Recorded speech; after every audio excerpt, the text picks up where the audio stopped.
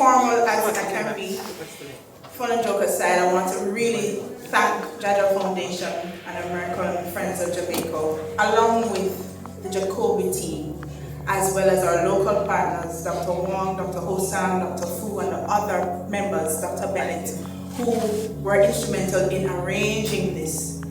Additionally, in terms of the didactic lectures and the hands-on training, I am sure I speak for everybody here, even though I didn't physically participate, that it was actually well needed, well appreciated, and going back to your respective facilities, it will be incorporated into how you manage the patients. I mean, the association between Jaja Foundation and this project goes back many years. And when I walked in, I was talking to Dr. Wong, today alone, for this year's project or program, almost 50 persons were involved in the training as participants, and that's very important.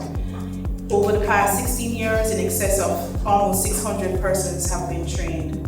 That speaks volumes. And speaking on behalf of Southeast Regional Health Authority, the largest region in the country, as we move forward to enhance and improve and expand emergency services, this is quite timely and well appreciated. I want to thank Dr. Dixon and the team. Thank you for continuing the association with Jamaica. You know, you're obviously an example of gone abroad, but don't throw stone behind you. It's well appreciated. Thank you very much.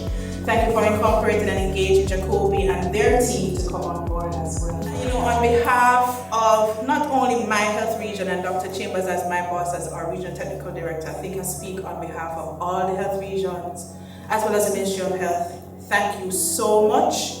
And guys, I'm happy that you got this opportunity. So now, those hospitals that lie in my region, also when I come in at the A&E department and I ask, when did you do the POCUS? Or when?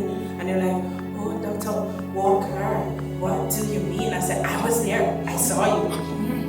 Right? But again, thank you very much.